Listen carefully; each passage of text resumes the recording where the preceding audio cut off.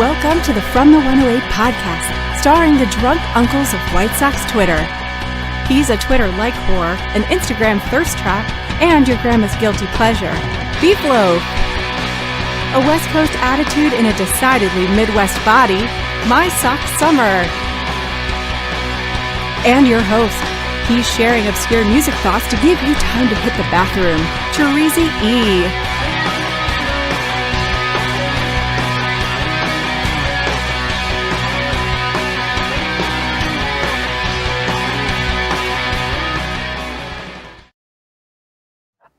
Thank you, Cornsey. Welcome to the From the 108 podcast.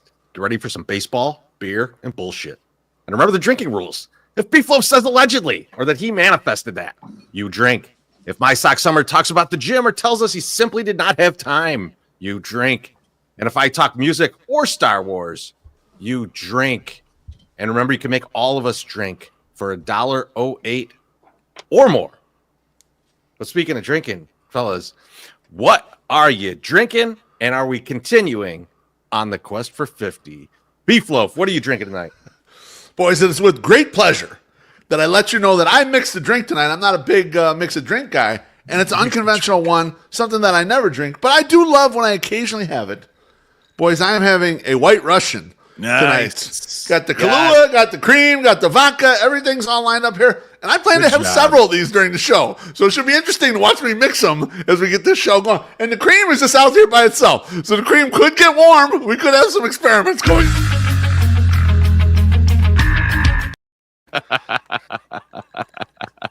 That's in play tonight. You might have shit. You might have some risk. And then the second half of the show is my part, so you guys may just have to talk a lot if I have to jump off and get to the commode quickly. Shit yourself, you know? Holy Christ.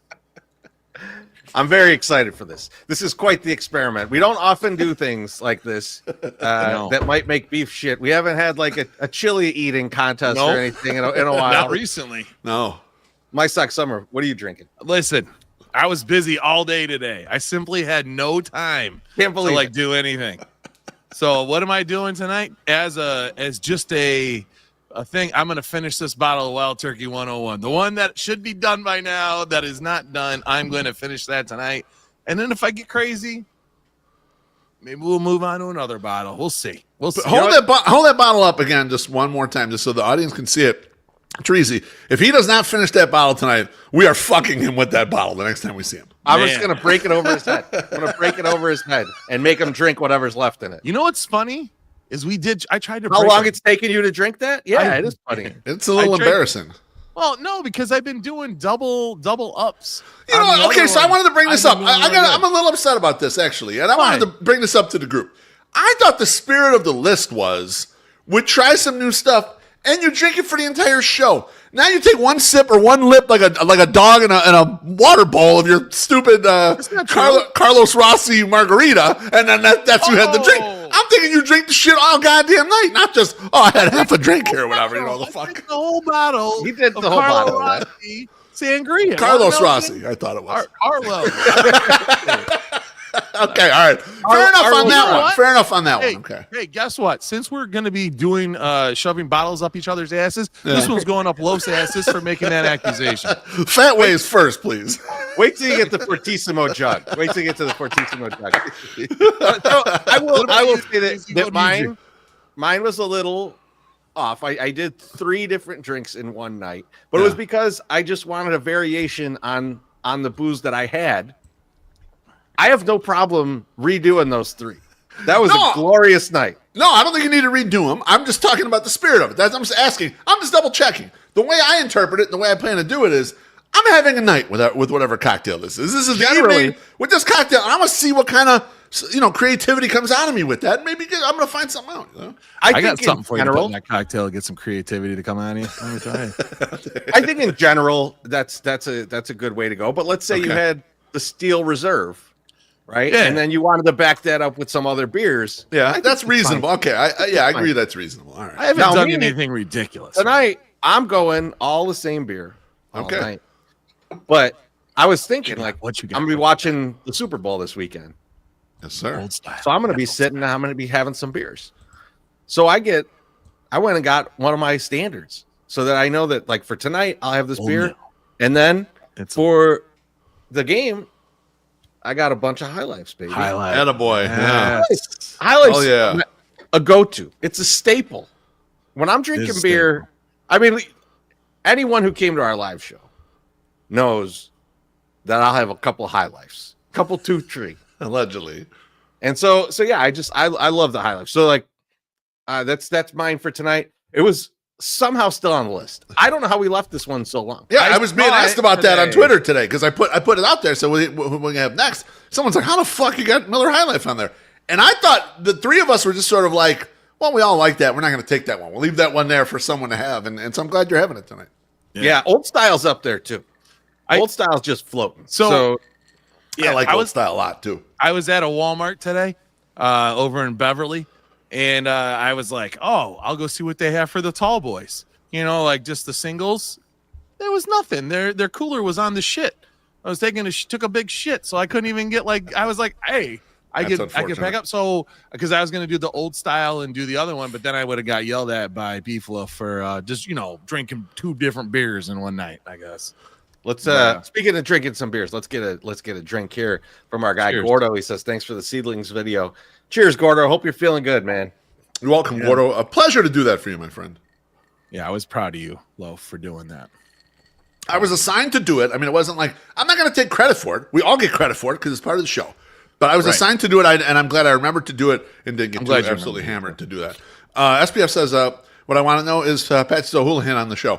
Not tonight. We'll get Patches over the summer. When the Yankees are coming towards the White Sox, we'll get her on the big show, and we'll talk to her a little bit about baseball. But not today. We'll get her back. Calm down, SPF. Calm down. He wants $2 beers and Patches O'Houlihan on the show. That's right. MSS, how you doing tonight, buddy? I'm doing great. And if you guys are paying attention today, you know that I had a field trip. My summer got a lot of shit done today. So I'd booked myself an appointment at 99th and King to go to the driver's license facility to go get my real ID finally, because I'm like, I need to get on a plane, so I should probably do this, and I should probably do it as soon as possible. So whatever you've heard about 99th and King driver's license facility, throw it out the window. Place is fucking awesome. It's beautiful. It's clean. Nice. People are nice as hell. There is tons of parking. It is confusing getting into the parking lot, but other than that, it is great. So I parked. I went in. They did push you through. My appointment was at 9:10. I think I was out the door at 9:15 because they started me as soon as I got there. Nice. They didn't fuck around. They have a little thing now, people. If you need to get a real ID, go to the driver's license website for the state of Illinois, and there's a checklist, and it will tell you what you need exactly, and just put that shit in a folder or a bag. Failing that, a wet paper bag, I don't know, and take it down there. And now, MSS, did they have someone pull up on you before you got to the time where you're going to show everything and say you got everything? And take a quick look and ask you real quick, because they make sure, because you go there first, they won't even let you in the building when you get there. You got to go to another building to check in with 2 people, and that person goes, "Do you have all your things?" And I say, "I brought all the things." She said, "Good," because they're going to check. And then they write down, they're like, "What do you want?" And they do all this stuff, right? So then, and then you go to like 9 different people, and then you get done. So it was fine. It was very smooth, very nice. I was expecting to get yelled at, but I didn't. Yeah. Do you feel like a guy who looks like you on 99th and King, they saw you and they're like, this got to be like a secret shopper situation. Like this is they're treating them extra nice because of it. Yeah, they're like this is like someone who's a supervisor somewhere else trying to catch us not doing our job right. Do you know where I did feel like that though? At Walmart, people were looking at me and were like, "Sir, can I help you? Sir, can I help you?" And I'm like, "No, I'm looking for deals, but thank you." So anyway, I'm down there, and I decided that I wanted to go do some things, and so I went to the did some stuff. But I was like, I'm down south. There's a new casino down south, and I'm like, I want to go check out the Wind Creek, right? And because like I've never been out here, I've never been down there before. I had never been to like this casino, and I was like, it's like Southland, Chicago, and I'm like, okay, it must not be that far away. Okay. It's like on 173rd in Halstead. That's a long ways away. Oh, damn, man. I just want everyone to know that. Like, I was driving so far south on 294, I hit a toll, I had to pay a toll, which is a little odd. But then I'm going, I'm like, this must be on the water. That's why I'm driving so far. I'm going to run into water at some point, like they have it in Joliet. And no, it's not. It's not on the water. It's just on the land. But I get down there and I exit. Really easy to get there, right? Not hard to get there. It's just further than you think it is. I pull in. They're still building this motherfucker. The hotel is not done. The casino is He just done. said Senior Sox is full of shit. You didn't build that place. It's not done. He built It's not built. Get back out there. Finish it up. He might have built the casino. He has Finish not built the hotel. drywall, Cabron. Let's go. The hotel is not done. It's opening now, or like it's going to be opening in 2025, along with like an indoor pool, a spa, a fitness center, like all this shit, right? Nice. So I go in there because I'm doing some business there, and I'm trying to figure out who I need to talk to. And when there's not a desk, like there's no information desk, there's no hotel desk, trying to figure out who the fuck I'm supposed to talk to or actually find the person to talk to is very fun. So what do? You go to the people. I go into the store, the Wind Creek store, and I asked the women, I'm like, hey, listen, if I was doing such and such, how would I go about doing such and such? And she's like, we're the people to talk to. We're going to put you in touch with whatever. And I'm like, this is perfect. You're making it sound like you're trying to get a prostitute. Well, it really is. There's so much work in here, Treasy. Like, there's just usually in most places there's a desk. You just go there and talk to someone. What if I was trying to do this thing? What if I was trying to do this thing near the Nicholas clock? How much would that cost? We're in the year 2025 of our Lord. I can go on the internet and procure a prostitute if I need to. Okay? It took him a long time to figure out what year it was. He paused and he's like, we're in the year of, and he thought, I don't know what year it is. It's 2025. So anyway, that gets done, and I'm like, hey, I'm a little hungry. I'm gonna go over there and get something to eat, because I'm down here. Why not? Let's try the food. And the lady's like, have you ever been here before? And I was like, no, I've never been here before. She's like, well, go over to the player's desk, the information desk, and get yourself a player's card, and you'll get $30 for free in food, and then they'll hook you up with $70 in free plays on slots. And I was free play, baby. Let's go. I'm like, wait a second. You can't tell my sock summer he's going to get free stuff, Yes, exactly. And him not go over and get that free stuff. So I go over there, and there's a line. There's like 10 people in line. That ain't long. There's like 6 people giving these people cards. So I'm like, I'm not waiting that long. Be quick. And so I get over there. I got to give them my email, my driver's license, my fake driver's license paper card, which I was like, I don't know if this is going to work. And they're, of course it works. Yeah, no. For gambling, that shit works. Oh, yeah, absolutely. So they took that. I gave them my phone number, and I got $50 in free slot play for my signing up, $10 of free play for my email address, and $10 for my valid phone number. Attaboy. And then $30 credit. Now, that's the food credit. Resort credit is what they call it, but you usually get a food. Yeah. So I'm like, okay, I'm going to go out there with this card. Folks, my sex summer does not go to casinos, has not been to casinos, does not understand what's going on in the casinos. I understand putting $20 into a machine. I don't know how to get the money on the card onto the machine. I went to 4 different machines before I finally figured out how to do it. I have to deposit the money into the machine and then whatever. Okay. First, and then you can pick your denominations on your slot. I didn't know you could do that. Yes, sir. Yeah. I paid penny slots. I must have hit something good because I won $7. I don't know how it happened, but I won $7. I put $2 in there. I got 7 back. I'm like, my sock summer coming up here, man. $5. Okay. So then I walk over because you had said something about the Buffaloes. So I was like, I'm going to go try the Buffalo game. Get the Buffaloes, yeah. So I start playing the Buffalo game. And I don't win nothing. Right? Lose $5. That's what usually happens to me. Go ahead. Lose $5. Yeah. He's playing small. He's just, he's playing some pennies, whatever. He's putting some pennies there. to it. So don't I'm worry just about getting used to it. Just 25 cents, right? Yeah. Then I had walked around and looked at everything. I saw one Johnny Cash machine. And I was I'm making my play at the Johnny Cash machine. Yep. It's all by itself. Was I dissuaded when I walked up to the Johnny Cash machine and it was $1 a pull? Yes, I was. I was very dissuaded. But I said, my sock summer, this is not your money.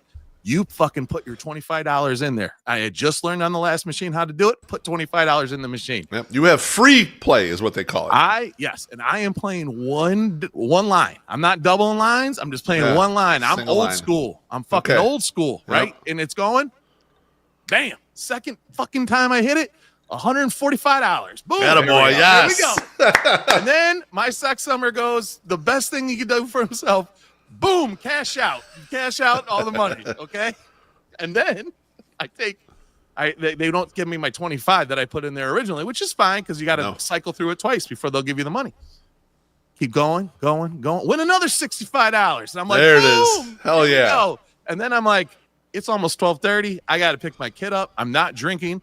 I got to eat and get the fuck out of here. So I cash out. I go over to the nice little machine. I put my little tickets in there. I get my ended up being like $174.50 or whatever. Fuck and yeah. I took that and I went over to the little food bazaar. Now, it's a buffet, but now this is where I want to know because this feels like more your zone. This is my well, zone. and also, mind you, this is also free though. This is also free. Yeah, free food. It's all this is free. Yeah. That was totally in my mind. Beef free food is his zone. As Loaf and I talked about, a buffet to me, it seems wasteful, especially for me. You know, in the middle of a day, I'm just gonna shit my pants if I eat too much food. And but then I'm like, it's free, it's $24, so whatever. So I get over there. It's not a traditional buffet. It's several restaurants. It's 6 restaurants. Okay. And you got Mexican, Italian, seafood, dessert, and then like a barbecue place. Now, they have a fucking legit barbecue grill in the middle of this goddamn restaurant. I smell like a barbecue. Like I was just at a barbecue. I just got smoked on a smoker. That's how much I smell like good barbecue food. So good. But I didn't go there because the line was way too long. So I went over to like the it was like kind of like a fried chicken sandwich, and then I got a smash burger there, and then I went and they had a shrimp roll. Oh, like one of those like a lobster roll but with shrimp. Wait a second. I want what's the full list here of shit you okay, ate? So I started off because you got to order it and then you put your number on your table. And then I don't need to know all the mechanics. Tell me the things you ate. Give me the list. I ate a fried chicken sandwich with fries, but I didn't eat all the fries, but I did. Okay. And then I had Old Bay. I had Old Bay chips, like house-made Old Bay chips, with a shrimp roll, which was like shrimp and then like chives and mayo and like some lettuce, like lettuce and some pickled stuff on it. It was good. It was really good. One of those little butter rolls, not too big, and it was really good. And so I could have had 2 of them, but I only had 1. And then after I did that, I was telling Loaf, I got to check out the facilities potentially. And if I order one more thing, I might push myself over the edge where I have to use to see if the facilities are good. So I got a smash burger. Not the best call, but I did it. And Chorizo, I forgot. And the cheese curds. I got cheese curds with the smash burger. Forgot the cheese curds. Wait, how long is because if I'm hearing this right, that's 3 sandwiches and 3 sides. Yes. In how many minutes? Maybe 45.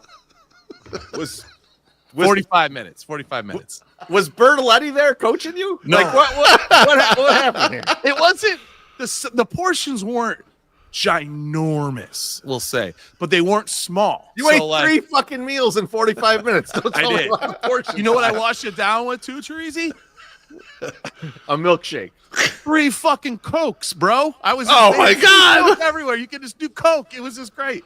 So all that work the bourbon did to keep him from having diabetes. 1 trip to the casino, back to the diabetes. His diabetes flowing through the body now. What's amazing? What's amazing is every once in a while is that we you think of casinos like, this guy's going to the casino, like the bad habits that could form. I did not think triple lunch was the habit that might form. So he's back to his roots. It was good. It was good. And now, this all through dinner tonight, I'm ripping ass like crazy. And the wife looks at me and was like, "What the fuck did you actually eat at this place?" Wait a second. What didn't I eat there? You just said all throughout dinner. So there was another meal today. Oh, I had a salad. Triple lunch and then dinner. Let's get a quick drink. I had a salad tonight. Yeah. Our guy CJ says, "Here's the story. Emma says story time." And trademarked. I love it. Yeah, I like and let's that. pour out some Appreciate Metamucil for Mama Ginny McCaskey. Oh. Cheers, peers. CJ, thank you, my friend. Now I'll clear it. I'll just wrap it up real quick. But so the definitely 100%, the smash burger pushed me over the edge. So I was walking out, And the food's on the outside of where the casino floor is. So like you're not like on the casino floor. So I'm not going back into those bathrooms. So I can't vouch for those bathrooms. But the one by the Starbucks on the way out, fucking fantabulous place to take a shit. Like if I was gonna grade it like 1 through 10, 10 being the highest, I'd give it a 9.5. And this was the only reason I give it like a half off of the 9. Is first of all, it's brand new, so it doesn't smell like shit. There's not bum crap everywhere. It's beautiful. The music was playing, not loud enough though. If I was blowing out my colon in that bathroom, I need a little bit louder of the 80s mix that was playing. Like I need something a little more just to like, so I don't have to listen to like, Tommy Two-Tone next to me fucking like just blowing his ass out, like I don't need to do I that. want fucking cold chamber in there because he had triple lunch. He's like, I need me loco at fucking decibels unheard of to cover up what I'm doing in there. No, that didn't happen there. It happened when I got home. But yeah, no, it was good. So if you guys were interested in wanting to go down there and go check out that place, I for sure you should go check it out. Free parking, easy to get to. You just got to pay like a little bit of a toll to get there. Might have to check it out. Might have to check it out for the free play. It sounds nice. It's a pretty good free play. The guy behind me, I don't go to a lot of casinos. The guy behind me is like, he's like, man, did you know they're giving away $100 here? And I was like, I heard. And he's like, you know what they give you in Indiana? And I was like, no, what? He's like, $15. Yeah, and I was like, much. Oh, unless you gamble a lot, We're getting a lot more here. And they give you dinners. So yeah, you should go check it out. It's clean. It's nice. Don't worry about my steak really dinners. Nice. Shut up, Teresa. Don't be telling everybody. Beef fajita So, tonight, buddy. You know what? In contrast to MSS, I'm happy to get some goddamn fucking revenge over someone that I've been pissed at for a long time. And some of you have really taken up sides with this motherfucker just because of his famous dad. But this stupid bastard, Marcus Jordan, with all his bullshit, with Larsa Pippen and all this, finally got you, motherfucker. Okay? This week, you get pulled over, DUI, fucking cocaine on you. You're resisting arrest. You're trying to tell the officers, Michael Jordan, my daddy, let go of me. You fucking piece of shit. I was so happy to see the video of you begging these guys, oh, Michael Jordan's my daddy, let me go. That's how you've been riding and everything. But I realize that what the problem with me is. I already think you're a piece of shit. But here's what I need for my guy Pippen. I need for your dumbass to start dragging Michael Jordan's legacy. Because it hasn't yet, okay? It has not dragged it. We're starting tonight. Tonight is the night we start dragging Michael Jordan's legacy. So here's three things. Here's 3 things. No, fuck you, Teresi, and anyone else who wants to take up for Michael Jordan in the comments. I will fist fight you. 3 things that we're taking away from Michael Jordan tonight, out of his legacy because of his dingbat idiot fucking son. Number 3. Teresi, and Teresi and MSS, because you guys are Jordan fans as I was. But this is too much for this. Too. Shut up. That's what I said, as I was. Too much of this shit, okay? We got to take this shit out of it. Number 3, Michael Jordan has to return the 1988 dunk contest championship to Dominique Wilkins. I'm sorry, Michael. We cheated for you. We didn't know your son was such a fucking idiot that was going to do all of these dumb fucking things and try to sleep with your teammate's ex-wife and then get the DUI with the cocaine and everything and then claim that Michael Jordan, my daddy, let me go. The dunk contest gone from 88. Beef, can I comment on this one? Go for it, yeah. You didn't need the horny kid for this. Like that.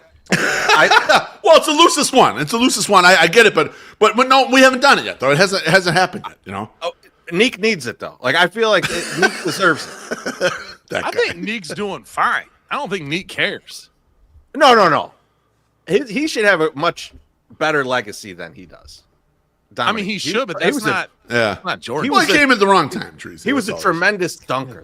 Oh, it's amazing. His dunks were tremendous. Like, I agree on this one, Beef.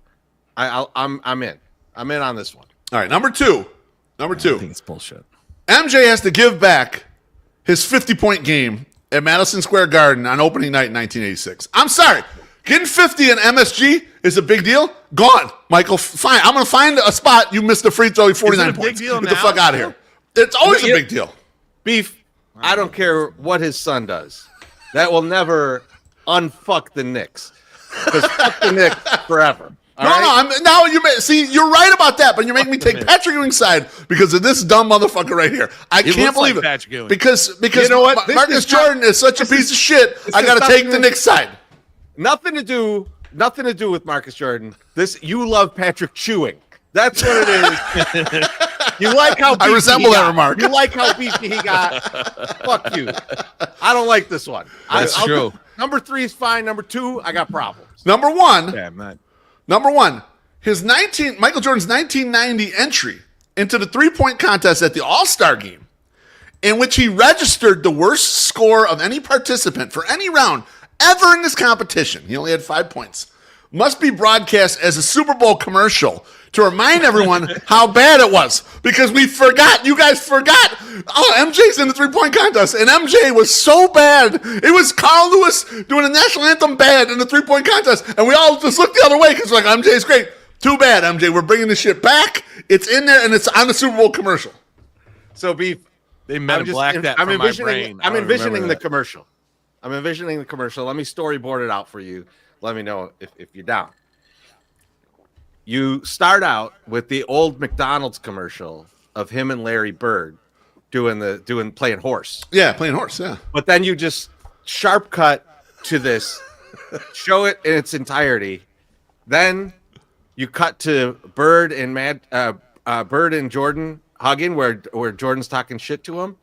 And then you just cut to Larry Bird at the end, current day, sitting in a chair and go, fuck me? No, fuck you. Book it. We might make this a movie. Fuck the rest of the Super Bowl. You're done. You won it. They could put the Fantastic Four trailer next, and they'd be like, what? Nah, who gives a shit about that? God damn it. I'm fed up with this guy. I'm sorry. That's it. We're taking those 3 away. And Marcus does anything else, we'll take 3 more away. We're taking 3 more away next time he does some shit. Well, the middle one I'm against. But go ahead, MSN. No, it's happening. Is it fine that his gambling debts got his father killed, but his son can't be riding around like doing cocaine and shit? I don't know. I think he's the sins of the father become the sins of the son. I mean, it's just what it is. I'm not worried about it. I don't know what my sex number just said, but I believe it. I said words. Sir. You son of a bitch. Let's get a drink from our guy Baloney. He says Scottie Pippen Jr. is in the league and Marcus still outshining him. The Pippins will always be second fiddle, Beef. Wow. You see, that's the problem. Baloney didn't even know about the 3-point contest. He wasn't even born yet. That's how he didn't even know about that. So. Wow. I want to rewatch that dunk contest now. Oh, Dominique won it, and I remember real time. We thought Dominique won it. We were little kids. We're like, oh, they were at Chicago Stadium. They were at Chicago Stadium, so they rigged it fresh. We were crushed, and he was going to lose. He didn't win. And we didn't know that shit like that could just be like, oh, we better give it to Michael. We didn't think that is how things worked back then. Right? I mean, we watched professional wrestling back then, and we're like, oh my God, it's real. These guys really hate each other. I can't believe we would 100%. Iron Sheik would never do cocaine with that guy. Well, what I was surprised by, I looked up Hope was just taking vitamins and working out. Yeah, exactly. Yeah, no steroids. It's all natural. His arms are the size of my legs now, but you know what? All natural. Well, I forgot. I looked up the Slam Dunk champs because I wanted to make sure I got the year right. I forgot that Kenny Skywalker won in '89 after that. But Dominique came back and won in 1990. And I was like, shit, I didn't know Dominique was even still competing, because the shelf life of competing in those events is maybe like 3-4 years. No one competes for that long. Not even on the Hawks anymore. He's in street clothes. He's like Craig Hodges. When Craig Hodges got blackballed from the NBA, and he was the champ of the 3-point shootout, and he had an NBA warm-up jersey on to play. And we didn't even know that he got blackballed. We just thought he just wasn't on the team. We're just like, man, why could no one use Craig Hodges? It's no one had good 3-point shooters. Here's one of the best ones ever. No one can use them. That's fine. Can't find Scanlon and Rob Lowe just had an NBA cap on. Yes, exactly right. Teresi, how are you doing tonight, my friend? I'm doing good, man. I'm doing good. And so, over the past few months, you guys know, a little behind the scenes, one of the things I've been trying to do is get more of our pictures out there. We got a lot of great pictures, and just try and recycle them. The edibles one was, I think, out today. Jesus. That one was fun. That's a great picture. But in October, there was a picture that we had of King Nam, where we were at one of our live shows a few years back when we were doing the stuff with Goose. It was in Crestwood, maybe. And I was like, yeah, it was. It was at the office or whatever the place is. That's where my sign's from. And I posted this, and I was like, we need to do more live shows. So this is the picture. And as you could see from the views, and everything. Numbers don't lie. Numbers don't lie. Tons of interaction on this Only one. 69 likes. That's 69. That's 69 replies. Yeah, oh, 69 replies. 500,000 likes. That's right. If I'm reading it right, I don't know how to read this. No, I'm not good. I'm not good at these. 108,000 retweets. I love it. But a lot of good action on this one. People wanted the more live shows, so we just did one at Reggie's. I thought it was a very good one. Yeah, we nearly sold it out. It was beautiful. Yeah, beautiful. So what we're gonna do is we're gonna do opening day Eve again. It's a great graphic with our guys over at Stocks Machine. MSS, beautiful graphic. Thank you. Absolutely beautiful graphic. I agree with Beef. The tasteful nudes you originally did were a lot better, but we'll take this one. It looks great. Penises like March 26th. March 26th at Ramova. So we're going to be back up in the Ramova loft. So this is smaller than Reggie's. So buy your fucking tickets right now. You go to 108.ing/Eve or use that QR code in the corner that we got up right now. If you're watching this, get your fucking tickets. Don't miss out. It's $20. Don't be going, oh man, I wish I could have made it. I didn't get tickets and I fucked up. Don't fuck up. Get your tickets right now. By the end of the show, I want 10 of you motherfuckers to tell me that you got tickets. All right? That would be nice. Now, MSS. Oh, why don't you pay some bills? We're doing that stuff still, huh? I didn't know that. I forgot about that. Just in time for the big game. Introducing Party Boxes. Discounted party-sized portions of your favorite food served in a pizza box. Exclusively for Super Bowl weekend, we have a new way to get our food to the party. Introducing Party Boxes. These heavy hitters get you a big portion, 5 full orders of food at a big discount. Now, how big is that discount, Beef Loaf? I thought you would never ask. You get 20% off your choice of 5 full orders of the original large fried shrimp, traditional wings, and shocking shrimp. Each party box comes with a bottle of the famous hot sauce and a serving tong. Party boxes are available for carryout or delivery when you order directly with them, with Lawrence's. This offer will not be found on third-party delivery apps. You can schedule your order ahead of time and then either go pick it up or have it delivered. Party boxes are available at all 4 of the locations, Friday, February 6th through Sunday, February 9th. At the Canal Street location, party boxes will be available starting at 10 a.m. on Friday until 10 p.m. on Sunday. At all other locations, party boxes will be available open to close. Game day just got a lot better at Lawrence's. So that, as you can see, you can get 20% off 5 full orders of all this original large shrimp, traditional wings, and the shocking shrimp. You're saving $20 each time. And that, I mean, and $20 worth of free shrimp. That's a lot. Nice. It's really good. 5 pounds of shrimp, baby. That's a lot of shrimp. That's so good, man. That is a Super Bowl. That's no question.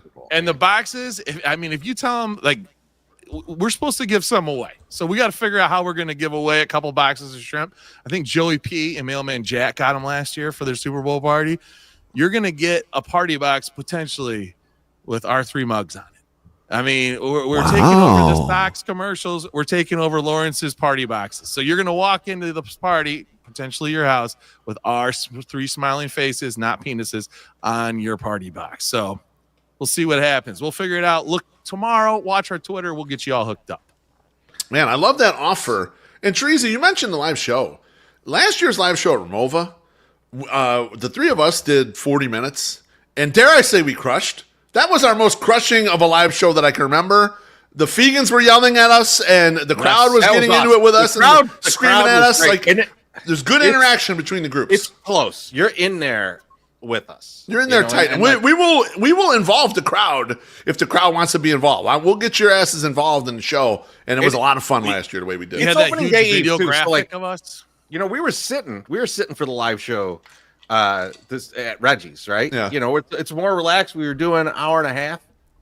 We got another show before us. Like the Sox Machine's gonna be up there.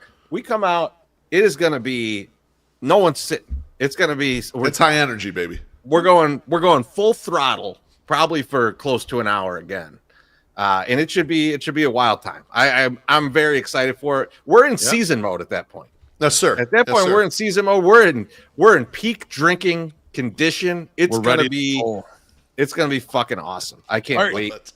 But are we gonna have a special guest like Sox Machine has already got 2 special guests that are coming? you know what? We didn't last year. We did just us. You know, like You know what? We're a lot to handle. We'll fucking figure it out. We got time. All right. We got time. We got over a month. That. But you don't have time to buy tickets because that shit's gonna sell out. Sell out. All right. Buy Got another drink here from my guy, English Sox Colin. So happily enter a contest to create another flyer for the opening day Eve show. Yep. Love you, cunts. Thank you, Colin. I'm mixing my drink right now, so I'll have it in a second. I love when Colin comments because I get to bring it up and say cunt. I don't often get to say that otherwise. Cheers. $20, Alexis, for the tickets. No, we're not going to give you any for free.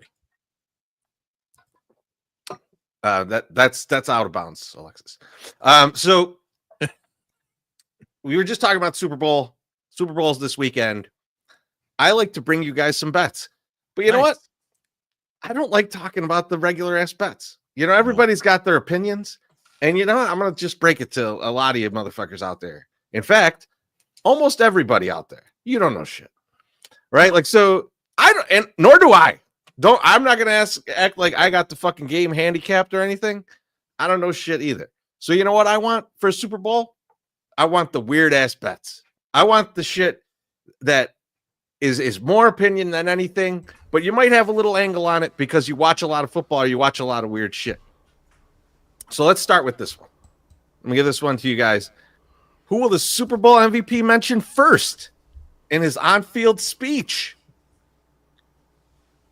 Who do you think the favorite is? Odds-on favorite right now. It's got to be God. It's God or Jesus. Minus 250. Yeah. Putting those together, you gotta pay, right? But I think there's some other good ones in here. Okay. So teammates is plus 200. Mm-hmm. Now here's one that I think is a good dark horse. If the Eagles win, City is at plus 1400. Yeah. You know, if you want to survive playing in Philly, even if you won the Super Bowl, you better fucking mention Philadelphia. Yeah. They'll drag you. And then the other ones are coach plus 3,500, owner plus 6,600. No fucking way. Nope. Family or family members plus 2,500, or doesn't mention any of them plus 3,500. All right, where are you putting your money, my Sock Summer? Okay, so I was just looking up something. And if family is a good one too. Wife, you know, like you gotta say, hey, I gotta thank my wife, blah blah blah. But you know, that's no one does that. No, they usually don't. Athletes don't do that first. No. Also, you know, you said Philly. You know, you gotta spank the town. But you know what? The first thing out of them Chiefs guys' mouths all the time is thank you, Chiefs Kingdom. Thank you, Kansas City. So like, I think City. It's probably the second one.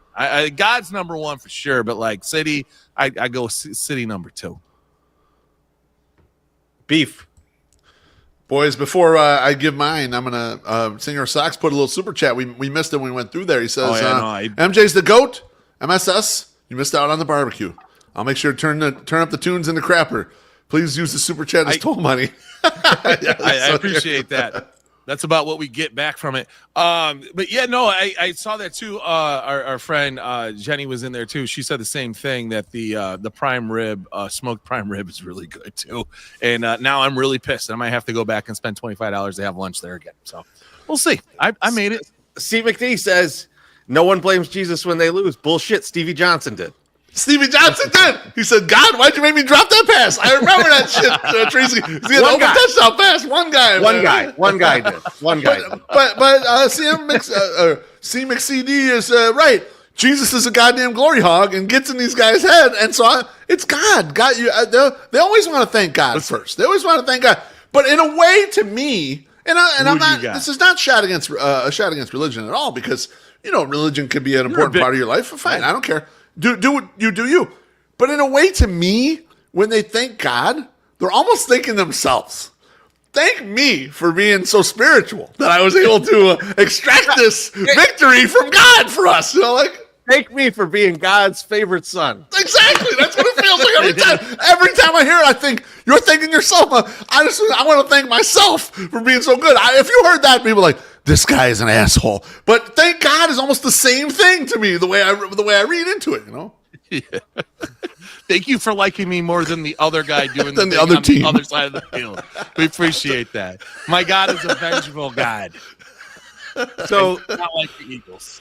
So this one, I read this and I was like, this sounds fucking ridiculous. But then I remembered that this happened. So, national anthem bet. Mm-hmm. Will any player or coach cry during the national anthem? And Sirianni did 2 years ago. The fucking yes on this is minus 500. You got to bet $500 to win $100 that someone will cry during national anthem. Plus 330 on the no. Beef, where are you going? You know what? I feel like you always do see the panning to guys, but it's tough to tell if it's a tear or if it's that sweat you're getting from getting warmed up before the game. So I'm going to bet the no and say that you're just going to see a little running sweat. You're not going to find the guy who's crying. And the reason being is because this is a serious game. Like most Super Bowls are serious to begin with, but the Chiefs are going for the three-peat. And then Philadelphia they got a chip on their shoulder, man. They've felt like they're the underdog, but they're the better team in this ball game, and they're the underdog in the betting lines. And I think a lot of people prognosticating think they're the better team, but then it's like, oh, Pat Mahomes magic there. So I'm going to say the no for the plus money, for the plus 330. Now, you got to remember, though, Sirianni was crying like someone had a gun to his dog's head saying, I'm going to shoot this dog if you don't kill the president, right? Like, so, I mean, like... Maybe he realizes crying like a bitch cost them last time, so no crying this time, motherfucker. Get the game done. Maybe Andy Reid will cry just to embarrass him. Oh, I cried better than Sirianni. That's why we won. MSS, where are you going on this? Why do I got a thumbs up? I don't even know how that happened. I'm definitely also, and I would never bet something that is negative 500. I'm just not doing it like that. To me, this is not even. Huh? No, it's not even there. When I was looking at the Sox over under wins, and it's like basically negative 130. I was like, I'm not doing this. There's no way. This is not. If I can't make any money on it, I'm not doing it. Because I don't bet the kind of money that some people bet. So yeah, I would also take the no, just because I like stupid bets, like the stupid parlay bets. So I might even parlay that in with something else, and just try to work it up to like a plus 1,200, plus 1,500, and just hope that it works out. Okay, and I have some money. All right. So these are actual football ones. So I got a couple football ones. Okay. Now, I feel like this has been a season where a lot of records have come close to being broken or have been broken. So there's a couple Super Bowl record bets that were interesting to me. So here's one that I was like, okay, Kelsey could get in this range if things get crazy. Most receptions in a NFL game or a Super Bowl game, which is over 14.5. You got that at 30-1. So plus 3,000. Over 14. If that is a ton of receptions. That's a ton of receptions, yeah. If you're a tight end who tends to be able to get open, if it's a high scoring game, it's a passing game. Tracy, I saw something, a clip from the Bet Slip show or whatever that Sammy P and Joe O do on BetMGM Network. They had Paul Charchian on there, and he's like a fantasy expert, and he was saying that the prop bet he loves the most is Devontae Smith because over for receptions and for yards because Devontae Smith lines up in the slot entirely. And the slot corner that matches up against him is the worst slot corner in the NFL for the Chiefs. And that the over-under is 4.5, but he was like looking at alt lines. That would go over 6.5 and over, his over-under for yards 49.5. So maybe someone like that would have a shot at doing it. Kelsey, I think, just gets too much attention.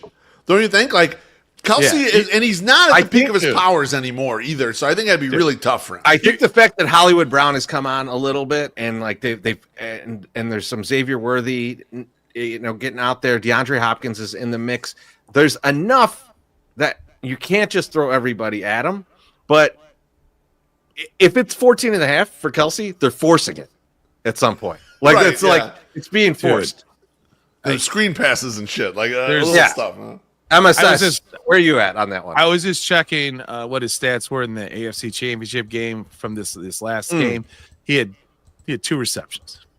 But you look at the game before, and it's a very different story. The year before that, he had no. The game before. He's not even touching that many though. It's like 8 or 9 maybe at the most. Sure. I mean, it's just outline. That's why it's 30 to 1. That's why it's 30 to 1. Yeah, no. No. Let me give you a different one. It's only plus 1100. I don't see it. And this is the one that I think you can really think about. Most rushing yards over 204 and a half rushing yards. So this would the Timmy Smith record, is that it? It is the Timmy Smith record. Yes. Plus 1100. So 11 to 1. I mean, it's obviously Saquon. That's who they're talking about. That's the only guy that could do it, yeah. Yeah, because the Chiefs, good rushing game, but they've got multiple rushers, right? Like they're gonna put it around. MSS, where are you at? You gonna bet this 11 to 1? In the AFC Championship, the same thing. They had like really low numbers on him, like going over 100 and some yards or something. They're like, it only happened like 2 times or something. I remember old man Bernstein bitching about it on the radio. It was like, why is this so low? It should be higher. And then you got like 400 yards in the NFC Championship game. So like, I am fucking taking him to go over 200 yards for sure. I am taking that because that guy is a maniac. He's a fucking maniac. Yeah. So I don't bet against him. I don't want to bet against the Chiefs, and I don't want to bet against Barkley. I just can't. I can't bet against that. That dude fucking does everything. I don't know. He's good. He's good. Beef, where are you at on that one? I mean, I love it because I love that Timmy Smith still holds the record from the 80s with the Reds back then when it was the Redskins, and he was a no-name running back who came out at the end of the year, and then you didn't hear anything from him kind of after that. He has no career except he has all them fucking yards in the goddamn Super Bowl. The only risks here to this is if the Eagles got way ahead, but I think that would be tough. Because the Chiefs, just totality of the team, I expect a close game. I don't expect there to potentially be a blowout where he'd be taken out of the game or whatever. Even if they got way ahead, what are you saving them for? You be safe. You run the ball into the ground. I hear you, Treasy, but he could have broke the goddamn single season rushing record, and they sat him in game 7 and game 18 or whatever, the week because 18. They knew they were going to the playoffs. They were doing it for this moment. I get it, but there's a cautiousness level. Loaf. In the NFC Championship game, he scored 4 fucking touchdowns. He was a beast. They were just running him to death. But they took him out of the game at the end because Will Shipley had that long touchdown run. So I think they would. That's the only thing I can think of. They would do that maybe if it was a blowout. But I don't think it's going to. I don't think it'll be a blowout. No, I don't think it's going to be a blowout either. But so I love that bet. I love that bet a lot. You take that. So we're betting this one. He's at least all in on this one. Touchdowns. We're all in on that one. Yeah. Easy 2 touchdowns. Now I was going to have you pick a Kendrick Lamar bet, but let's imagine a world where you can same game parlay this because 2 of these are correlated. So actually they're all a little bit correlated. So I picked 3 bets for Kendrick Lamar. The first one's very simple. Total number of songs, over unders 10.5. Oh man. All right. Second one. Shit. Is will Kendrick Lamar mention Drake? That one is yes, plus 190. No, minus 260. And then the third one is how many diss tracks will Kendrick Lamar sing about Drake? 1 plus, so 1 or more, minus 1,500. 2 or more, minus 400. 3 or more, plus 210. 4 or more, plus 750. Now, are you guys willing to get in on the same game parlay of 4 or more diss tracks, over 10.5 songs, and yes, mention of Drake? I'm not, because he's got the the gin card. He just has to do Not Like Us. That's the one. I mean, they were singing along to it at the goddamn Grammys. Like, what the fuck? The guy won every Grammy. Like, he couldn't even carry all his goddamn Grammys out of the event.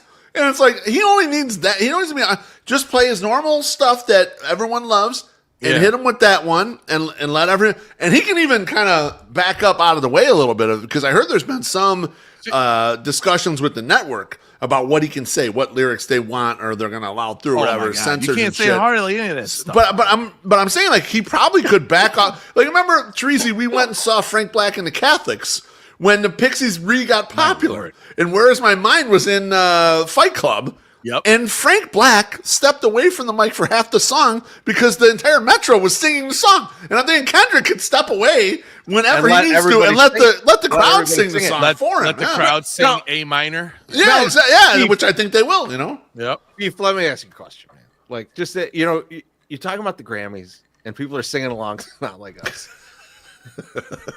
Imagine, that had to be bad enough. But imagine someone wrote a song about you with a huge diss track about you, and the entire fucking stadium of the Super Bowl is singing along. You're singing the words of a diss track about you. I mean, like, I know he already is from Canada. He might never come back to the U.S. It just might. He might get the fucking Grey Cup next year because he just can't handle what this entails. Dude, I love it. Fuck with people. In a way, though, it'll never kill his relevance. See, this keeps you relevant for a long time because people are going to be waiting for the next thing that Drake says to go back against Kendrick. Even his fans are definitely waiting. Back. No, he will go back at some point. I don't think he's going to go back right now because the momentum is huge against him and he'll get absolutely crushed. But you wait for your spot, and your fans are waiting for you to do it too. And I'm sure he's lost some fans, but he still has a big fan base. And so, like, these rivalries are great, in my opinion, because it just pumps up the whole group. It gets the whole thing. Everyone's watching it. Everyone wants to see what's happening. I wouldn't have heard all these songs if this battle didn't start and Bonita played me every song that they went back and forth against each other. And I don't know Kendrick Lamar's work that much. And then I was listening to all these songs. I'm like, this guy's terrific. Like, I don't know about even outside of the disses. Like, this is fucking great music right here. I really love it. Yeah, I mean, he's a good artist. MSS, we doing this parlay or what? No. Here's why. I don't think he's going to do that many songs. Like I know that they 10.5 do is like, a lot. That's a lot. That's a lot. They do medleys and shit, but I can see even with medleys though, Loaf. I can see like 8 or 9 songs. Like right, like that. The under could come in so like just screaming hot, and that's still a shitload of songs, bro. That's a lot. So no, I can't do that one. I don't know how many of his hits are still disses other than the They Not Like Us. Like that's the only one I know that's the diss track because he's got like 3 like fire songs right now, and I think that he's not gonna do those diss tracks. So I can't fully commit. I can't fully commit to those songs. So I just can't do it. Other musician, and I've held off on Aloha Mr. Hands super chat for a minute because we're getting there. We're getting there. Yep. The Taylor Swift. Obviously, there's 8 million fucking Taylor Swift bets that you can make. I'm sure. So I'm going to reel off a few, and some are more ridiculous than others. But I want you to pick one that you would bet on. I want you to pick one that you would bet on. First up, Taylor Swift to announce pregnancy during or after Super Bowl. The yes is plus 1,600. That seems too low. Taylor's the variance between these two is way too small. Taylor Swift to appear on stage during the Super Bowl halftime show, plus 1,400. Oh my god, why? Kelsey proposes to Taylor Swift after the Super Bowl, plus 800. And then, will the MVP mention Taylor Swift in their post-game speech? And that's plus 425. Now, Aloha, Mr. Han says, you heard it here first. Kelsey is MVP, and first words are "Marry me, Taylor." Well, cheers to you for giving us the super chat. Cheers, thank you. Thank you for the drink, my friend. Mr. Han, I would love to see the ticket that you bet for this. I think that if they allow you to parlay it, they probably won't. But you're going to get great odds on both of these. You're going to get the Kelsey MVP. I've seen around like 18-1, right? Like I know we just said 8-1 on the proposal. So get in there, get that money. I'm excited for that. And then Jerry O'Sullivan says, "Cheers, boys. I hate the drink." Love it. Oh, Jesus. It's a great Seinfeld reference. So MSS, which of those are you taking? I mean, okay, so Alexis makes a point. Good point. Yep. Yeah, I knew Kendrick and Taylor have a song together. So there's a possibility, but I don't think that. I think the only one that actually has like a chance of actually happening is if Kelsey is MVP and he mentions Taylor. Like, I think that is probably the one that could actually hit. I don't think any of the other shit's going to hit. I think it's too much. So that would be my only one that I would maybe put money on. And it's really not even that great odds. So what was the one you're putting money on? The MVP? The MVP mentions Taylor. Okay. Yeah. Like plus 400. That's a good one. One. Beef. So are you at Teresa, give me all that plus 1,400 that Taylor ends up on stage and ends up as part of the show, because the halftime performers always bring out other acts. They do, and they're not always announced, and sometimes it's a surprise on who it is. And this setup is just way too easy, and it would not be hard for her to be in the box. You lose track of her for a little while. She gets back down there and does a song with the group there. It just wouldn't surprise me if that ends up happening. I'm really curious to see who gets brought up onto stage and how that halftime show goes. I mean, I've heard a lot of people saying the hype for this halftime show is up there with some of the greatest of all time. And I saw a tweet the other day. It's like, doesn't matter how good it is. It's not going to be as good as Prince was, whatever it was, 18 years ago, whatever. Prince was really good. Prince was really good, but I think it can always be topped. Those good ones can always be topped, those halftime shows. And so I'm interested to see. Well, Rihanna was really good too. And people were like, oh, that sucked. I mean, so like people are going to say, listen, we have two of the best NFL teams probably to ever play the sport, like in recent history, going against each other. And people are like, this is boring and stupid. You're boring and stupid. Like, and so like Kendrick Lamar could go out there and fucking kill it. And somebody's going to be like, well, this is really stupid, guys. You know, it's like, you just played the, I'm doing my white voice too. Yes, I can do that because I'm white. But like, he's like, this is really goofy. Hello. He's playing the silly music against the Canadian. I don't know. I don't like it. The diss tracks. But he's probably gonna go out there and kill it. So Beef, I like your bet, and MSS, I like the MVP bet, but I like it if Saquon's up there and he just says some shit like, "Sorry, Taylor," you know, like that would be sick. An Eagles player doing that, you can totally fucking see it, and it would play. It would be funny. It would play to the crowd, man. Like people, NFL fans would fucking love it if that happened. So, no question.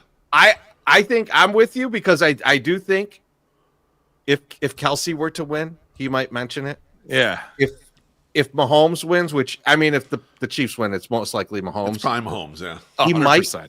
He might mention it. We've mentioned Brittany and everybody. Yeah. But if the Eagles win, that's the wild card. That's the wild card. Sorry, Taylor. Like that shit could happen, and I'm not betting on it, but you know, I like it for that reason. Let me ask you guys this question, boys. Just real quick, a quick joiner here to this discussion. Our guy Taco Gladiator says, "Fuck the halftime show," and I was thinking about something. We used to really hang on for the commercials in the Super Bowl. And to me, the last 4 or 5 years, the commercials fucking suck. And the halftime show is better than the commercials. Where are you at? Like, what are you more interested in as far as like the secondary entertainment? The commercials or the halftime show? Halftime show. Yeah, because these companies are like, oh, we paid all this money for this commercial. No, you got to play 800 times instead of just playing it once. You know, so like, you can't do that. Like, something's got to be special, man. Have some specialness. Here's the other thing. When you're watching these games, Beef, you and I were watching these games. We got 7,000 prop bets running. Right. We're older now. That commercial comes up. I am pissing. Yes. It's like we're going to grab a beer or whatever. I had 14 high lifes. I'm sweating every minute of this game. The commercial comes up. I don't give a fuck if Alf is beating the shit out of the Smurfs for a fucking Snuggies commercial or whatever the fuck it is. I'm in another room pissing. It's none of my business. So yeah, I think the the halftime show. But you know what? I'm going to tell you what the problem is. There's for the halftime shows, there's nothing given any comp anymore. The NFL really stepped up their halftime shows. There is a fucking just outrageous line graph of the halftime show. Once In Living Color stole the fucking halftime show. When that happened, they were like, we got to get our shit together. And I'm probably misremembering this, but I'm pretty sure that In Living Color did that shit, and like Michael Jackson was the next year's halftime show. I think it was like about that. It was something like that.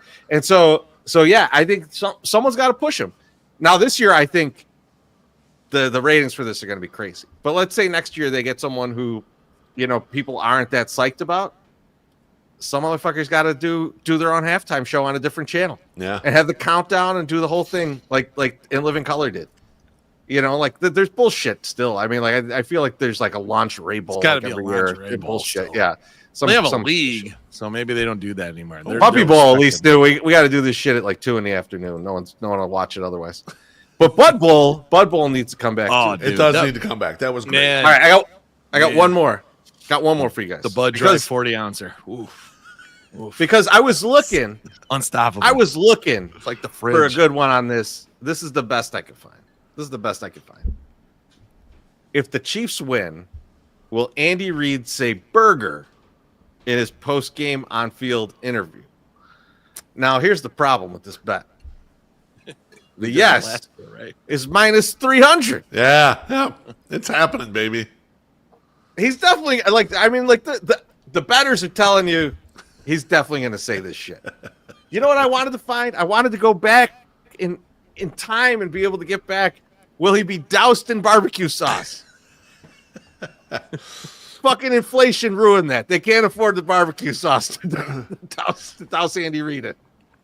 I did see a 5-gallon. Are you a yes on this? I guess my question is this, Treasy, with this bet, is it only if they win?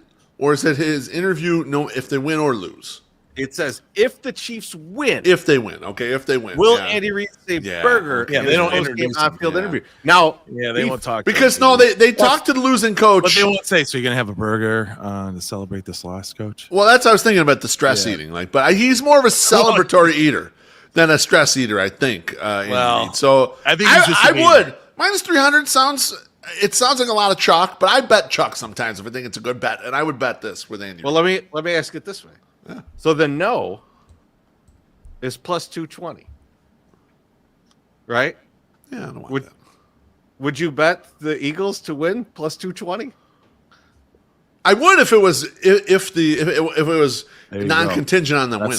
I got it. Yeah. I want to look at this bet. I want to take a closer look at this bet and see if it's that was kind of my question. On the Chiefs' loss. I don't know. It's just the way it's written. So I think we got to look into it, because if we get plus 220 on the Eagles just to win, I'm betting this shit all day. Yep.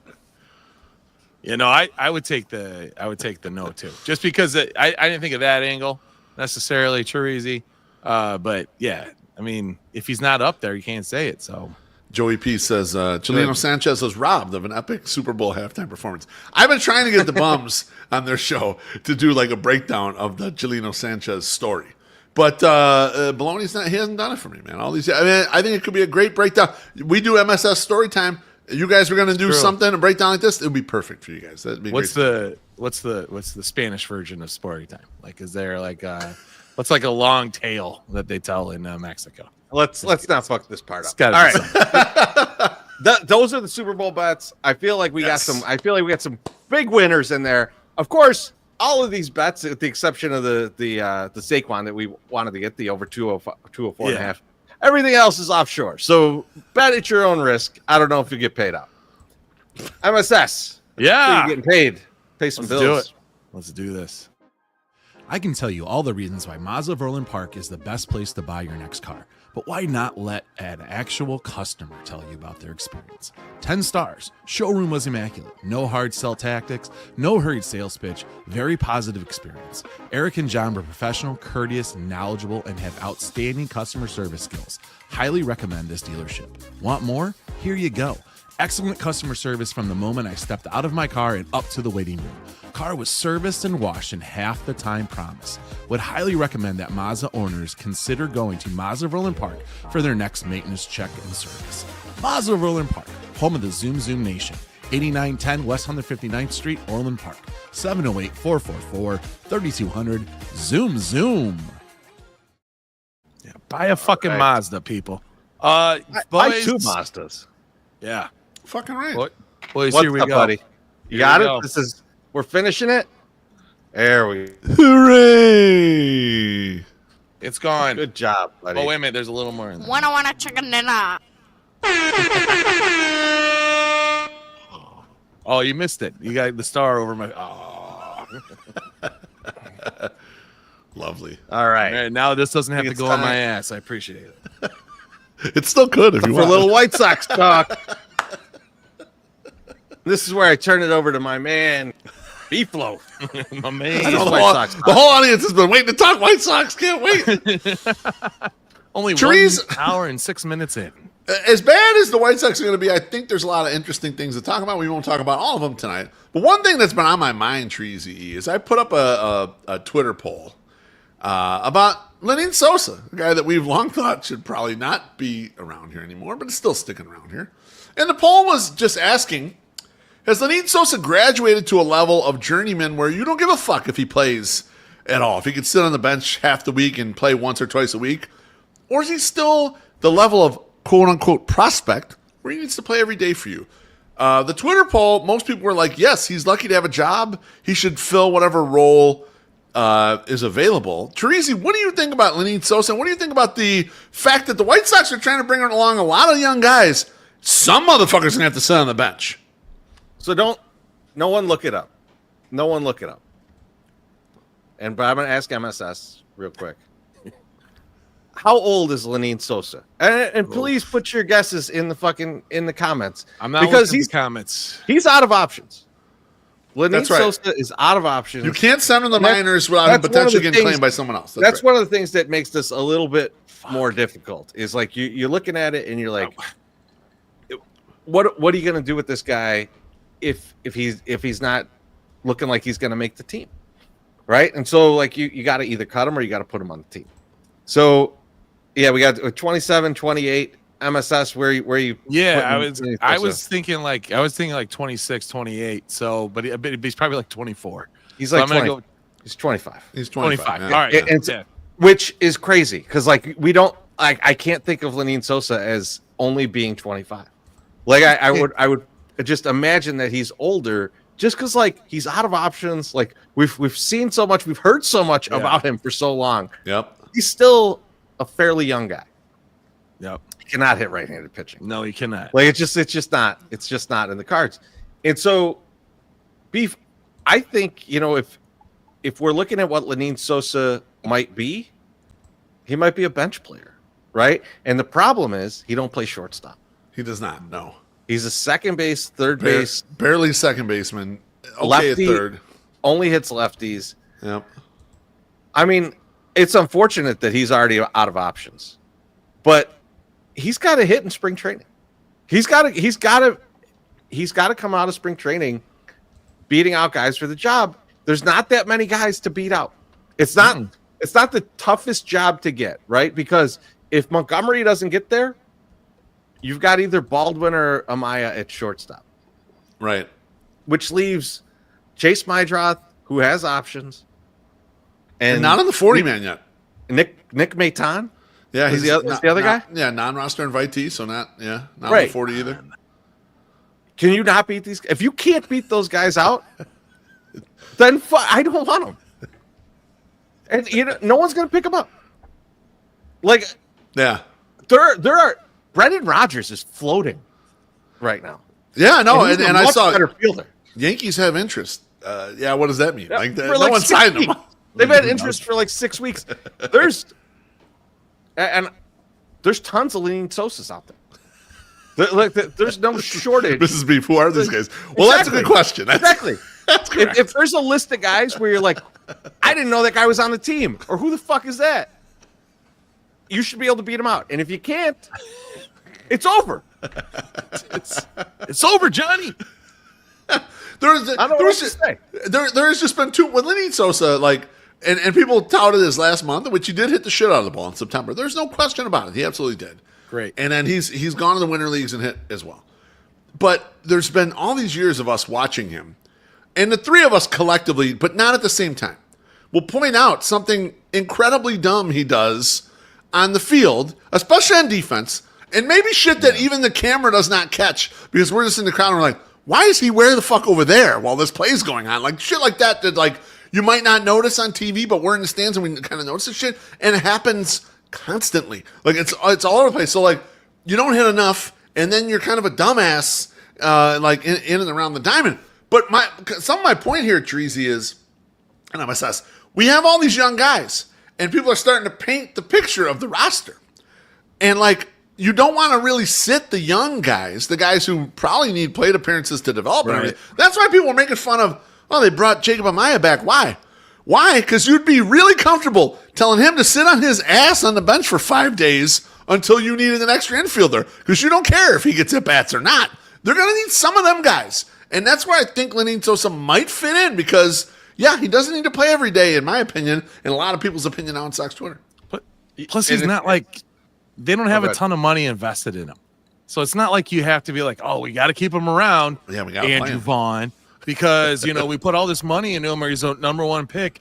He's not that guy. So we don't need to worry about, hey, we cut bait. You cut bait. You can literally find, like you said, Chirizi, 6 other guys that will work for just as much money and probably provide you with at least the other stuff. But have a chance. It's a great point too. It's a great point too of the guys that brought him into the org that were touting him for all that time. They're all gone.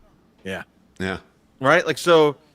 If anything, he's a stain on Chris Getz. Right. You couldn't develop this guy. So Get him out of here so we forget about him. Who is the fan of him? Or that's going we got something. We got a diamond in the rough. Don't fuck this up. We could still get something out of this. Look, I would love it if Sosa Jerry's came grandson, out, he figured something out and he just comes out and he's crushing the ball and it's Jermaine Mercedes all over again. Oh, that'd be lovely. He has the hottest fucking April of all time.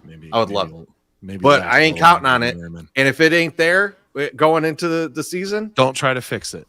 You don't need to be there. If anyone, the fuck out. If the other guys are beating him out of the position, and even if they don't, he could still be just sit on the bench. Man, I would rather have Brooks Baldwin playing second base every day than Lenine, just because there's a little bit of upside there. Right. There's something to hope for. With Lenine, it's even if I saw him hit, to your point, Beef, I see him hit 10 home runs in the first couple months of the season, I'm still thinking, where is he going to throw this ball? What why is he supposed to be the cutoff man, but he's against the dugout for some reason? All of that shit is just, it weighs on my brain too much that I'm just this is the kind of guy that when we look at the team and the optionality of the team to say if something's not working out, just move on from it. It might be the year that we just move on from Lenine Sosa. God, I hope they do that though. And it just feels that might be the answer in March. Yeah, very well could be. Did Moncada sign with the Angels? Moncada signed with the Angels. So that's him and today. That's him and Timmy. Nice. United. 1 year, $5 million for Moncada. 1 year, $5 million. So major league deal. Sense. Unlike TA and Yolmer, they got the minor league deals. Moncada got the major league deal. I feel like 1 year, $5 million is what we kind of threw out there. Dude, it was what we threw out there. I threw same division. I missed. I went Mariners. I had A's. So we were right there, but we were right around and we didn't get it. No. The A's is a good call. MSS had Yankees, I believe. I think that's correct. Yeah. If Tom Ricketts only could have sold a few more hot dogs and could have got up that $5 million for the 1 year, they could have got their man, but I guess not. They screwed that up. All right, let's move on. Recently, Kylie McDaniel and ESPN rated the White Sox as the number 2 farm system in the major leagues. And he actually went as far as to say that they're only behind the LA Dodgers, one Roki Sasaki. So that signing, basically, that flippage would put them in first. What I'm putting on the board is a little challenge for my Sox Summer. This is the White Sox top 10 prospects for ESPN by Kylie McDaniel. And we're going to go out online and we're going to quiz my Sox Summer on elements of these top 10 prospects. So number 1 is a no-brainer, Noah Schultz, left-handed pitcher. He's ranked 18th at ESPN. And he's pretty much a consensus number 1 prospect for the White Sox. He's been terrific in the minors. The only questions there are kind of stamina, stretching him out to be kind of a normal starter, every 5 days, more innings, et cetera, et cetera. Number 2, he's got Colson Montgomery, shortstop. He's got ranked 33rd, and that we've known about him for a long time, so whatever. Number 3 is a guy who just came in on a trade, Kyle Teal, catcher, who was originally in the Boston farm system at number 38. Number 4, my Sox Summer, is a left-handed pitcher, last name Smith. Can you tell me what his first name is? Shane. Isn't it? Is it Shane? Yeah, I think it's an S. It's an S. Is that your final answer? Oh, it's.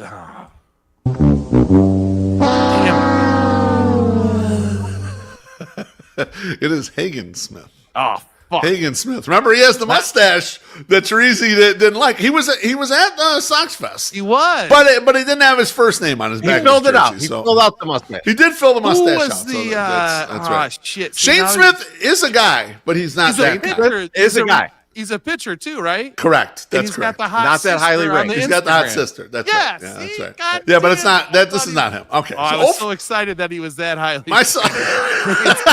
Now listen. You're like, wow, I rated his sister that high too. Yeah, his sister is definitely that high. If you don't follow her on Instagram, you should go do it. I think it's K something. But anyway. Yeah, that sucks because I should have got the Hagen Smith because I did see him several times. He is a wide back guy and he is the high one, but I was blinded. I was blinded by the hot sister. My bad. All right. So going down the list, number 5 is Edgar Carroll, catcher who's been in the system for a while. The White Sox traded for him from the Angels. And there was a lot of hubbubaloo that he was not a top 100 prospect in one of the other rankings. So big issue. Number 6, Braden Montgomery. He's the 92nd rated prospect. My question for you, my Sox Summer, what position is Braden Montgomery? Oh, God. Isn't he? I'm going to say right field. The thing is right field. Yes! That is correct. Right field is absolutely correct. Great job, my Sox Summer. All right, so 1 out of 2. 1 out of 2. You're doing good. For some reason, I was doing that or second base, but I was like, I was feeling like, man, they were like, hey, this might finally be the guy that we get in right field that can actually solve the right field problem, is what I remember hearing. That's right, and that's what he was touted as. All right. Up next, the number 7 prospect in the White Sox system is Jacob Gonzalez, rated 139, so it's outside of the top 100. Yeah. My Sox Summer, what position does Jacob Gonzalez play? I think he's catcher. No. Give me a second one. Give me a second one. Let's go second base. Oh, damn. Maybe you're predicting his future.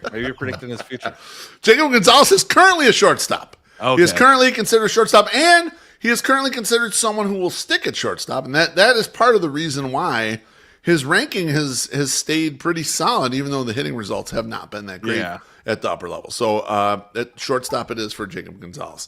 Number 8 is a longtime guy and a guy who played on the Major League team last year. Yeah, why is he here? Brian Ramos. He hasn't had enough games in the Major Leagues yet to lose his prospect status, and so he's a third baseman. He's at position number 171. Ranked number 9 is a right-handed pitcher that the White Sox got from San Diego in the Dylan Cease trade. His first name is Jairo. What is his last? What is? You're wrong. You're wrong for this motherfucker. What is his last name? I have no idea. There's no fucking chance here. Even if You should have showed him the full fucking name and Let said, him what read is this it? guy's name? Cake. I don't know. I don't know what his name is. No, I have no idea. Absolutely no idea. The comments, he ain't getting that. No, it's no way. Iriarte. Oh, no. All right, we're not doing great. I'm going to be honest with you. We're not doing great in this. I thought we'd do a little better. We're doing pretty poorly. We got one so far. Last one. The 10th rated prospect for the White Sox is a right-handed pitcher. His last name is Taylor, and he's ranked 198th. My Sox Summer, what is the first name of this prospect? I want to say Jake Taylor. I'm gonna help that. I'm gonna help you. MSN. Hold on. All right, go ahead. Say what you want to say, but I was thinking. I'm gonna just give you a first name, and then you got to fill it in from there. Horace Grant. Davis. Got it. Grant Taylor. You got that. God, what a name, Grant Taylor. Jesus. Nice job, My Sox Summer. Listen, I don't pay attention to them until they're out on the field in front of me. You know what I'm saying? I don't even. It's all good. It's all good. Hey, there's nothing wrong with that. I'm not a prospect hugger. We're not hating. There's no hating there.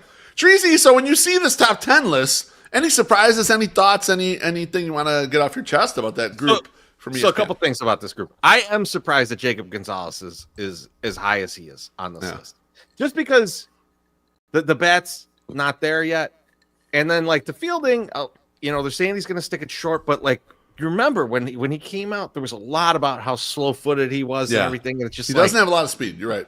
It's like when you're looking at a guy who's not going to hit well, like it's got to be so good at shortstop. Like you think about how good Jacob Amaya was last year, and it's like everybody's cut him in the offseason. Exactly. So that's not enough, right? Like I don't know if they're projecting that the hitting's going to come around. It's just they saw some things that were good, things like that. That's one. The other one, though, and one that like he was highly ranked last year. He's highly ranked this year again, and everything I've seen from him does not feel like starting pitcher. It's Jairo Iriarte. Like these rankings make me think the prospect people think he's going to be a starter. And that's I would love it. I would love it if he popped as a starter out of nowhere, and it's just fantastic. And we get a guy who's middle or maybe even higher in the rotation out of this guy. Yep. But like if he's a reliever, like why is it this high in the rankings, right? Like is he a closer? Like, is this just guy just closer material? Like, so I think the volatility of what he is so high that it's strange to me that like you're putting him this high in a system that you're ranking number 2 overall. Right. So that's one that like is really interesting to me because you're keeping surprised off, he's that keeping high. off. Yeah, you're keeping off like Mason Adams. You're keeping off some of these other guys that project as starters, and like so, it's surprising to me that he's there. So that's just those probably are the 2 biggest ones of they're on the list that I'm surprised. But then there's guys like George Wolko where I'm like, I think you and I are both terrified of his strikeouts, but like everybody seems to be very high on him, and him to just not even be mentioned is interesting as well. Yeah, I agree. I mean, to me, the name that caught my eye is I was pleasantly surprised that Brian Ramos is still hanging on in this list, because what happens a lot of times is a guy gets a cup of coffee or two and fails a little bit at the majors, and they dunk the shit out of the prospect value. Even though Ramos was a top 100 prospect for a couple years in a row. And it's like, yeah, he sucked at the major league level, basically, right? He looked like he had a clue, but the results weren't there, and he made some gaffes on defense, whatever. I was happy to see him still hanging on. And I wish every one of the groups that do the top 100, I wish they'd throw you the next 100. Even if they don't rank them, even if you don't put them in order. Just here's our next 100, here's the group. Because I'd like to see, like, where do these guys sit? Is Brian Ramos sitting there for a lot of people where they think, yeah, the bat could still pop, and that defense, we believe in it, and he's got a good arm and all this stuff. Like, he could still be, a first division regular, but he had a little bit of setback there, so he's not a top 100 right now. Like that was I was pleasantly surprised by that. Beef.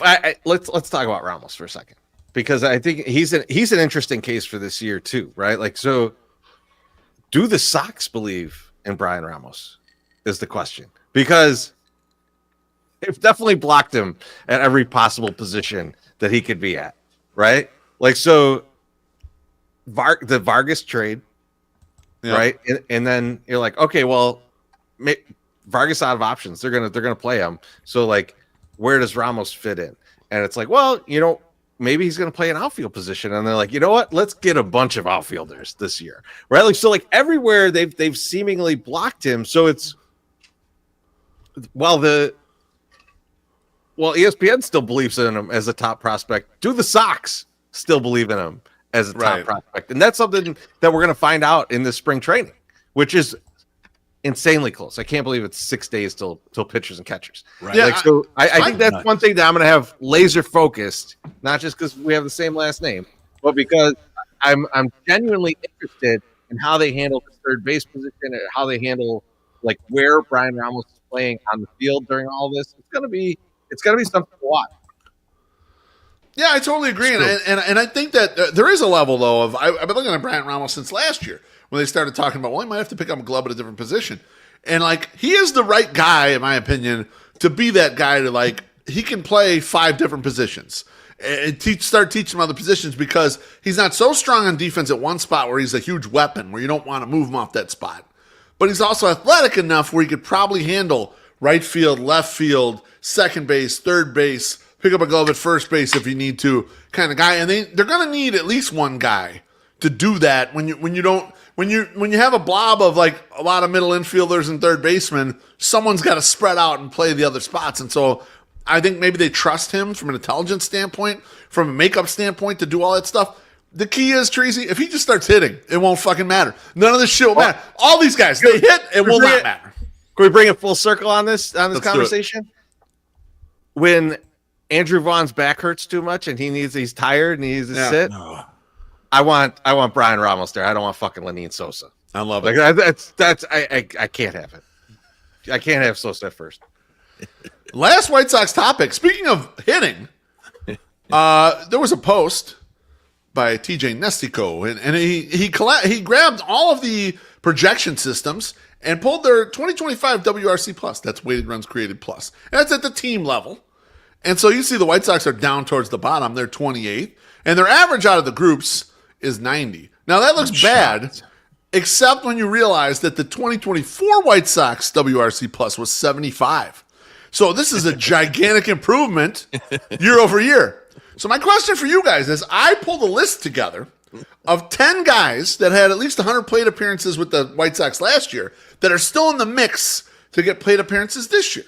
And I'd love for you to guess who you think the biggest improvement is projected to be out of the 2025 White Sox. My Sox summer, you start. Who do you think biggest projected improvement out of the White Sox hitters that were here last year and are still here this year?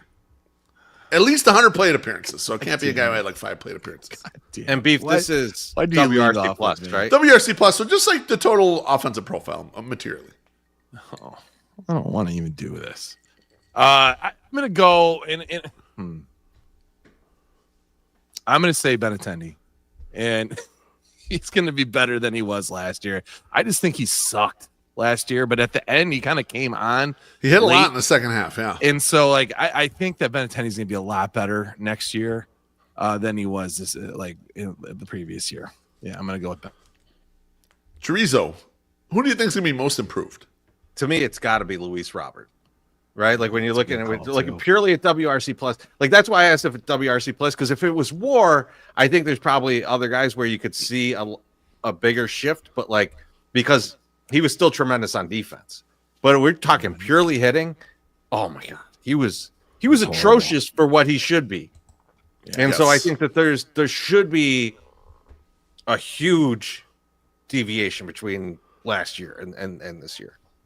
All right, so neither one of you got the most improved. We'll pull the chart up right now. Yeah. The most improved based on last year, 100 plate appearances.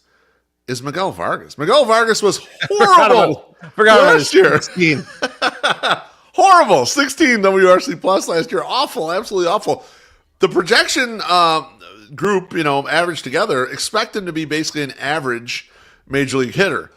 So that's 84% increase. So these are basically percentages. So like the 100 means league average. Man. Anything above or below that is the percentage below league average. So you can see last year he was 16, so that was 84% below league average, meaning he shouldn't have been getting plate appearances anywhere, or especially for a team that was like actually trying. So, and then the list goes down. A couple guys who really just were non-bat factors last year, that the expectation is that they'll still not be bat factors, but they'll be much better. And that's Dominic Fletcher and Brooks Baldwin with a 31 WRC plus increase and 27 increase. And then 3Z Luis Robert Jr., 25 up from 84 from last year to 109 on the average.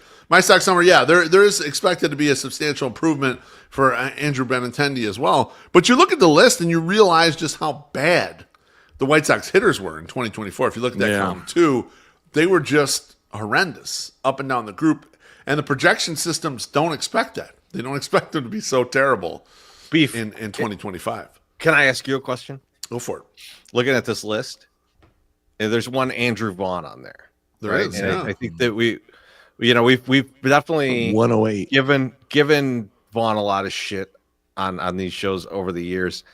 With a Ryan Fuller coming in, and the way that Ryan Fuller describes his style and like what he's trying to impress upon players, if they tell Andrew Vaughn just never fucking swing at a slider. Like if you see a slider coming, just if it's a strike, too bad. You struck out. Don't worry about it. But just pound fastballs. Is this a totally realistic number? 108 WRC plus? Yeah, I think it is actually. I think you can go higher with Andrew Vaughn if you were smart about his matchups and didn't just assume, well, he's durable, so we'll make him get 650 plate appearances. Right. And I hope that the front office and Will Venable and Walker McKinven are cognizant of the fact that, like, let's put everyone in the best place to succeed. The only guy who should be penciled into the lineup every day if they're healthy, no matter what the fucking matchup is Luis Robert. Yeah. Everyone else, take a little bit of care with what you're putting out there. And I understand some guys are going to require development, and so you're going to have to put them against their weak stuff occasionally. But someone like Andrew Vaughn or someone like Benintendi, if there's a pitcher out there that dominates them, these are veterans. Get them the fuck out of the lineup and get a better option in there if it's available. And it looks like the White Sox tried to build up a 40-man where they would have options to do this. That's why you got Austin Slater. That's why you got Mike Tauchman. That's why you got... Pull that back up, Beef. Pull it back up real quick. You got it. Because when you talk about Slater and Tauchman, right? Look at these fucking numbers of the outfielders. You got Corey Julks at 66, Dominic Fletcher at 43. Yeah. Like, that is so far below league average. Just bringing in average-ass human baseball players, you're way better. Not alien. It's a huge difference. Yes. Yeah. Yes. Huge difference. I was calling the others chud, basically. Yes. Well, just last year. Just their numbers from last year. You don't want to shame them for good. So All right, that's all I got on the White Sox. Quick drink. Let's get a quick drink in here from Sharon's ex-husband, Chris. Says gooning in the new Lennox Chili's parking lot. I don't know what that means, but cheers. I do. God bless. Isn't that watching people fuck? I think that's what it is. I don't know. I'm not up on these. I'm not up on these new terms, guys. I don't know what that is. That's what it is. I know them. I shouldn't. Well, you have a kid in high school. You should know that stuff. I do. And she's like, Dad, how do you know all this stuff? I'm like, I'm on the internet too. And she's like, oh, no, I don't like to think about that. You're out there. Shout you. Well, guys, you know what time that means it is? It's time for thank yous and GFYs. Beef Loaf, who are you thinking of GFY? My thank you is more of a shout out. And it's a shout out to my guy, Vegas Matt, EJ, WBG, and W2 Jesus. The Vegas Matt YouTube channel just shot over 1 million subs. Oh, dang. So congrats to them dudes. I'm a big fan of their work. It's a gambling channel. They do slots. they'll play gigantic hands of baccarat or blackjack or whatever. Really enjoy the content. Now, obviously, I love gambling, but I also love the character content that they have on there, too. They'll bring on special guests occasionally. They'll do special challenges and things, and really enjoy it. So it's fun to see someone that you like their work and see them succeed to a level of getting 1 million subs on YouTube. So congrats, boys. Love the work. Keep it up. All right. MSS, who are you thinking of GFYing? I am GFYing your favorite person at my gym, Treasy, the infamous machine hogging bitch. It's just when I thought it couldn't get any worse for this woman who would cycle through 3 machines at once and tell people they could not work out on them when she was not there. She did it even something better. In the parking lot. You know how, like, in the parking lot, you go up certain rows so you can pull into the parking spots, and you go down certain rows so you can pull in. She was going up the down, and it didn't really affect me until I had to leave, and there's a person behind me, and she's going the wrong way, waiting for me to get out of my spot, which I can't get out of my spot because she's blocking the guy who's behind me to try to get out. And like, they start getting into it. My Sock Summer being very patient, just chilling. They start getting into it because she has to keep scooting back so he can go around. And then when he goes around, she's flipping the guy off because he's yelling at her like, what are you doing? These are not big enough rows that go up and down both sides. And then as I'm pulling out of my spot, she is inching forward so she can swing in there before the person who is behind me is going to pull into the spot like they should, like a normal person. So I have to sit there and go, chill out. Let me get the fuck out of here before you guys start fighting. So go fuck yourself, machine hogging bitch. Stupid going around up and down the damn wrong way on the parking lot.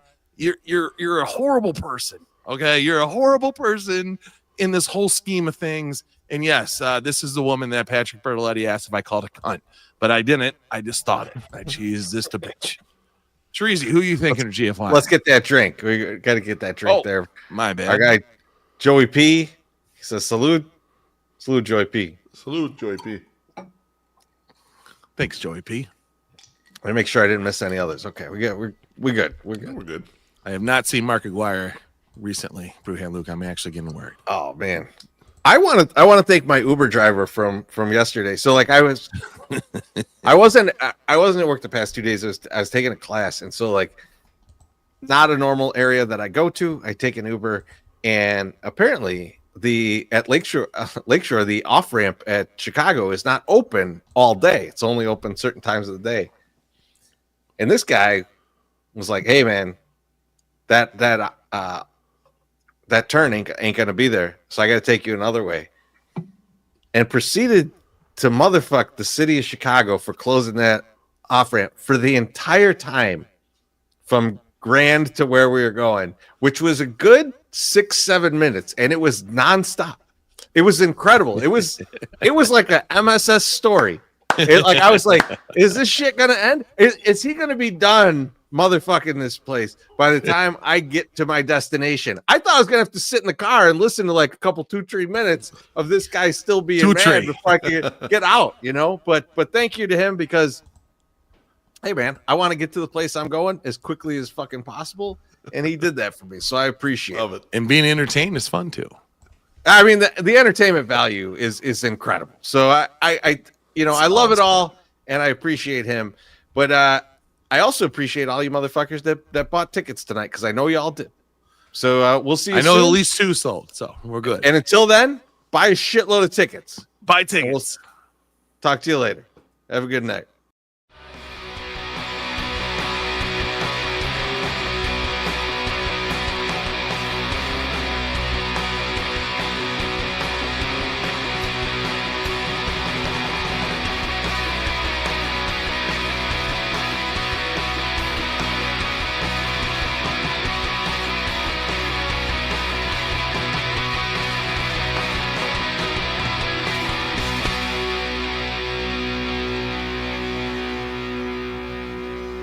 Good night.